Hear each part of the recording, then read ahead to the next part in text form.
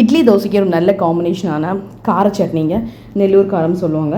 இதுக்கு தேவையான என்னென்ன பொருள் வேணுமோ பார்க்கலாம். 12லேருந்து 15 காஞ்ச மிளகா, உங்களுக்கு இன்னும் நல்லா காரமாக வேணால் காஷ்மீர் சில்லி கூட போட்டுக்கலாம். சின்ன சைஸ் தக்காளி 1, 5லேருந்து 6 பல் பூண்டு, பெரிய சைஸ் வெங்காயம் 3, அடுத்து கொஞ்சோண்டு ஜீரகம்,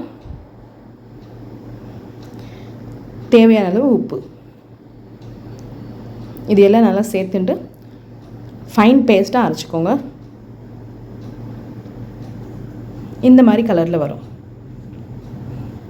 அடுத்து சின்ன கடாயில் கொஞ்சோண்டு எண்ணெய் விட்டுட்டு எண்ணெய் சூடான பின்ன கொஞ்சம் கடுகு,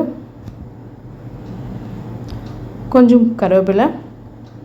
கருவேப்பிலை நல்லா வெடித்த உடனே, கருவேப்பிலை நல்லா பொரிஞ்ச உடனே நம்ம அரைச்சி வச்ச சட்னி அதில் போட்டுடலாம். நல்லா வதக்கிக்கோங்க. கொஞ்சம் கட்டியாக இருந்தால் தண்ணி கொஞ்சம் சேர்த்துக்கலாம்.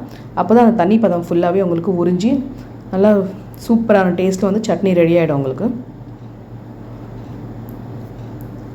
கொஞ்சம் நல்லா பச்சை வாசனை பொருளும் கொஞ்சம் வதக்கிக்கோங்க.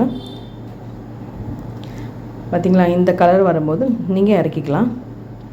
கேஸ் ஆஃப் பண்ணிட்டு இறக்கி நல்லா டேஸ்ட்டான நெல்லூர் காரம் ரெடி. உங்களுக்கு பிடிச்சிருந்தா சப்ஸ்கிரைப் பண்ணிக்கோங்க என் சேனலை.